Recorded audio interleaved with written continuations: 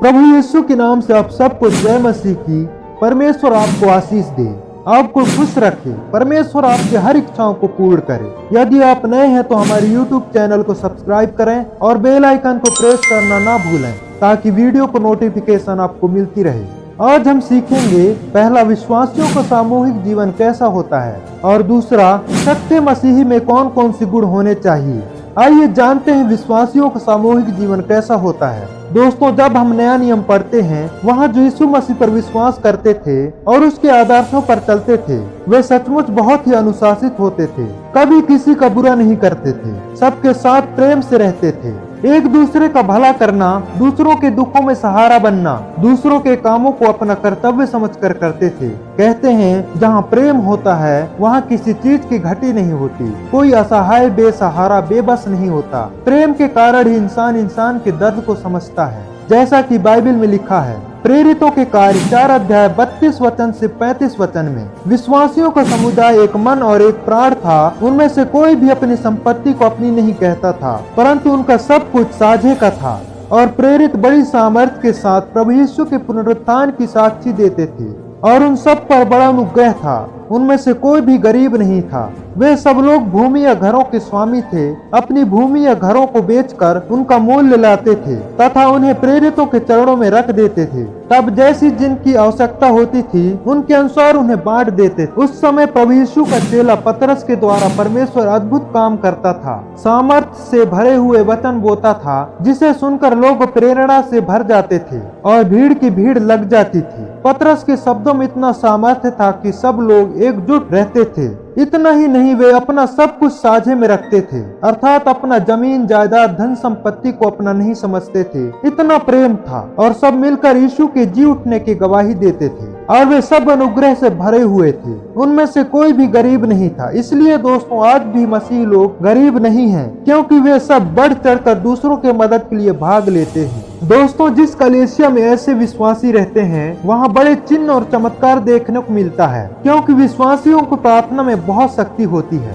और धर्मी जन की प्रार्थना को शैतान का सामर्थ्य रोक नहीं सकता। उनके हर बात से परमेश्वर सहमत होता है, क्योंकि वे जो कुछ करते हैं लोगों की भलाई के लिए करते हैं। दोस्तों, ऐसा होता है मसीहियों का सामूहिक जीवन। आइए दोस्तों, अब जानेंगे मसीहियों में कौन कौन से गुण होने चाहिए। दोस्तों, सच्चे मसीही में बहुत से गुण होते हैं, परंतु मैं 7 गुणों का वर्णन किया हूँ, जो इस प्रकार हैं। पहला, कर्तव्यनिष्ठ; दूसरा, प्रेम; तीसरा, क्षमा करने वाला; चौथा, नम्र; पांचवा, संयमी; छठवां, धीरज; सातवां, भलाई। आइए बाइबल से सीखते हैं इनके बारे में बाइबल क्या बताती है। सच्चे मसीही का पहला गुण, कर्तव्यनिष्ठ। लूका 17 अध्याय 7 वचन में इस प्रकार लिखा है, तुम में से कौन ऐसा है जिसका दास हल चलाता और भेड़ों को चराता हो, कि जब दास खेत से लौट कर आए तो वह दास से कहे, शीघ्र आ भोजन करने बैठ। क्या वह उससे नहीं कहेगा, मेरे खाने के लिए कुछ बना और साफ वस्त्र पहन, तथा जब तक मैं न खा पी लूं मेरी सेवा कर, तत्पश्चात तू भी खा पी लेना। आज्ञाओं को पालन करने के लिए क्या वह अपने दास को धन्यवाद देगा? जिस प्रकार दोस्तों एक दास को उसका स्वामी आज्ञा देता है और दास उस काम को करता है, दास उस काम को अपना कर्तव्य समझकर करता है, उसी प्रकार दोस्तों हमारा भी कर्तव्य है कि परमेश्वर के राज्य का सुसमाचार प्रचार करें, क्योंकि हम परमेश्वर के दास हैं। उसके हर आज्ञा का पालन करना हमारा कर्तव्य है। सच्चे मसीही का दूसरा गुण, प्रेम।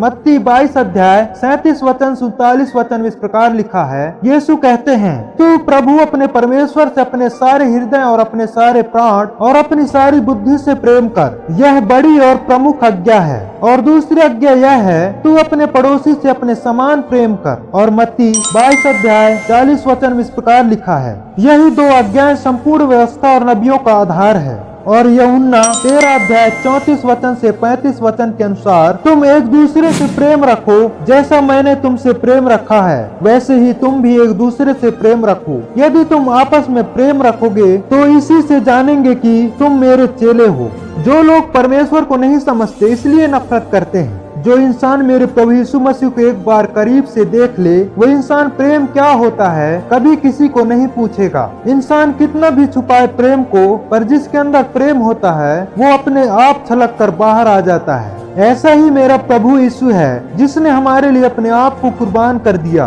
ताकि हम बचाए जाएं। अगर प्रेम नहीं होता तो यीशु मसीह की जगह हम सूली पर होते। प्रेम में डूबा मेरे यीशु हमारे लिए अपने सारे दर्द को भूल गया ताकि हम नरक के उस दर्द से बचाए जाएं जो भयानक और अनंत काल का है। यीशु मसीह हमसे प्रेम किया और हमें भी प्रेम करना सिखाते हैं, क्योंकि प्रभु जानता है क्रोध से सर्वनाश होता है, प्रेम से सब एक होते हैं, ना कि क्रोध से। इसलिए यीशु कहते हैं यूहन्ना 14 अध्याय 12 वचन में, मैं तुमसे सच सच कहता हूँ कि जो मुझ पर विश्वास करता है वे कार्य जो मैं करता हूँ वह भी करेगा और इनसे भी महान कार्य करेगा, क्योंकि मैं पिता के पास जा रहा हूँ।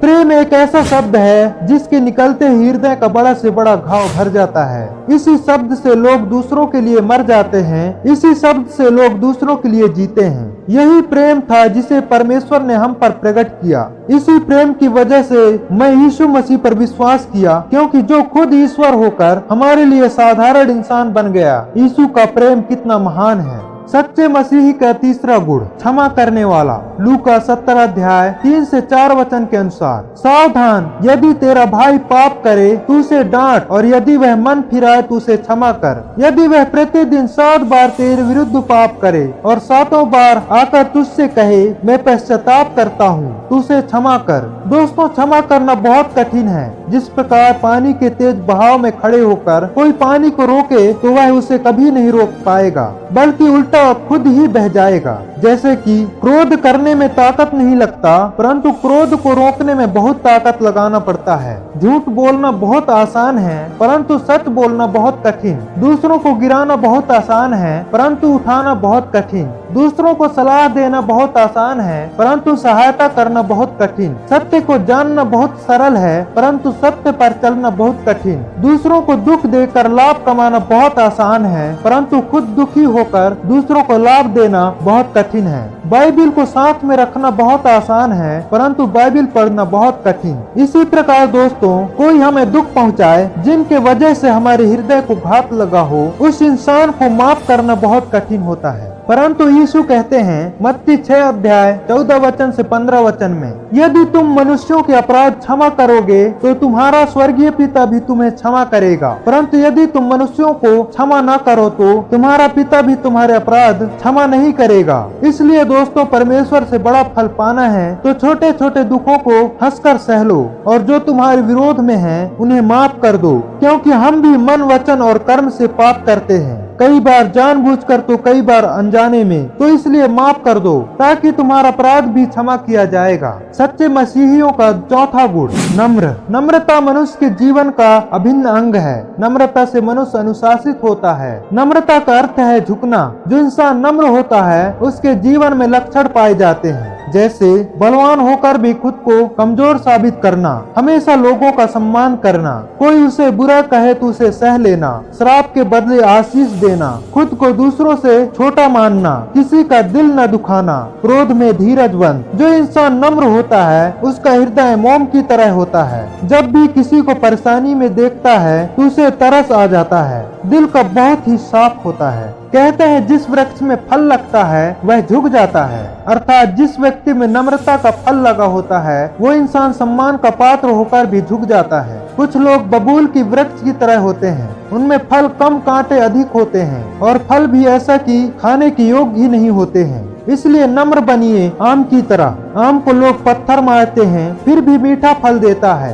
आम को लोग लात मारते हैं फिर भी मीठा फल ही देता है। बबूल अपने स्वभाव से टेढ़ा है इसलिए लोग उसके पास नहीं जाते, और आम अपने स्वभाव से सीधा है इसलिए लोग उसके पास जाते हैं। बबूल को लोग चाह के भी अच्छा नहीं कह सकते, परंतु आम के साथ कितना भी बुरा कर लें इंसान अंत में उसकी अच्छाई ही बताते हैं। बाइबिल कहती है पहला पतरस 3 अध्याय 8 वचन में, अंततः सबके सब एक मन, कृपालु, भाइयों से प्रेम करने वाले, दयालु और नम्र बनो। अब सच्चे मसीही का 5वां गुण संयमी। संयम एक ऐसा गुण है जो इंसान को दूसरों का बुरा करने से रोकता है। जिस इंसान में संयम होता है वह अपने आप को कंट्रोल में रखता है, अर्थात सेल्फ कंट्रोल होना चाहिए। जैसे अच्छा बोलो, कम बोलो, अल्पाहारी अर्थात आवश्यकता अनुसार भोजन करना चाहिए, सोच में संयम, क्रोध में संयम, भावनाओं में संयम, इच्छाओं में संयम। अब सच्चे मसीहियों का छठवां गुण धीरज। जिस इंसान के अंदर धीरज होता है वो अंदर से बहुत मजबूत होता है, उसे कोई नहीं तोड़ सकता। मसीही जीवन में बहुत से प्रॉब्लम्स को सहना पड़ता है, जैसे कि हमारे अपने लोग हमसे दूर हो जाते हैं, हम पर तरह तरह के आरोप लगाए जाते हैं, मसीही लोगों की निंदा की जाती है, मसीही लोगों से लोग घृणा करते हैं, मसीह लोगों की कोई सहायता नहीं करता। इन कारणों की वजह से कई लोग यीशु मसीह को छोड़ देते हैं। लोग सांसारिक दबाव के कारण यीशु मसीह को त्याग देते हैं। कई बार ऐसा होता है कि हम अपनी जिंदगी में परेशान हो जाते हैं, हमारा कोई भी काम सफल नहीं होता, हम प्रार्थना करते हैं, उसका उत्तर नहीं मिलता, हम जिस चीज को पसंद करते हैं वह मिलता नहीं। ऐसे सिचुएशन में हम अपने आप को कंट्रोल नहीं कर पाते और हम यीशु मसीह पर दोष लगाते हैं कि हमारा काम क्यों नहीं होता, हम अपनी जिंदगी में सफल क्यों नहीं हैं। दोस्तों, मैं आपको बता दूं, बाइबल कहती है मनुष्य मन में युक्तियां बनाता है परंतु उनका सफल होना यहोवा के हाथ में है। परमेश्वर हमारा परिश्रम का फल देता है परंतु सही समय पर देता है, क्योंकि कर्म बुरा हो या अच्छा एक दिन उसका फल मिलेगा। धीरज से अच्छे काम करते जाओ जब तक कि उसका फल न मिल जाए। खुद से कहो कोई बात नहीं, जिंदगी एक दिन में नहीं परंतु एक दिन जरूर बदलेगी, यीशु मसीह के नाम से। दोस्तों, अगर आप अपने जिंदगी में परमेश्वर की बड़ी आशीष देखना चाहते हैं तो अपने अंदर की धीरज को बढ़ाओ। हमारा कोई भी काम ना बने जाने दो, आप बनाने की कोशिश करते हो लेकिन बिगड़ता है, बिगड़ने दो। आपका विश्वास कभी न टूटे, तब तक प्रयास करो जब तक कि आपके प्रार्थना का उत्तर ना मिल जाए। परमेश्वर आपको परखता है कि आप कितना सहन कर सकते हैं, आप कितना बोझ उठा सकते हैं। जैसा कि बाइबल बताती है मरकुस 8 अध्याय 34 वचन में यीशु मसीह कहते हैं, यदि कोई मेरे पीछे आना चाहे तो वह खुद का परित्याग करे और अपना क्रूस उठाकर मेरे पीछे चले। पहले अपने आप को दृढ़ करना है, हमें अपनी समस्याओं से खुद से लड़नी है। यदि हम हर समस्याओं में प्रभु यीशु मसीह का हाथ नहीं छोड़ते और हमें प्रॉब्लम सहने की आदत हो जाती है, तब परमेश्वर की आशीष हम पर बरसती है। यीशु चाहता है कि हम आत्मिक रूप से बलवान हों। जितना आप प्रॉब्लम्स को सहन करोगे उतना धीरज का लेवल बढ़ेगा। जैसा कि याकूब 1 अध्याय 2 वचन से 3 से 4 वचन में इस प्रकार लिखा है, हे मेरे भाइयों, जब तुम विभिन्न परीक्षाओं का सामना करते हो तो इसे बड़े आनंद की बात समझो, यह जानते हुए कि तुम्हारे विश्वास के परखे जाने से धीरज उत्पन्न होता है। पर धीरज को अपना पूरा कार्य करने दो कि तुम पूर्ण तथा सिद्ध हो जाओ, जिससे कि तुम में किसी बात की कमी न रहे। जो हर बुरी स्थिति में भी परमेश्वर का हाथ नहीं छोड़ते और धीरज के साथ इंतजार करते हैं,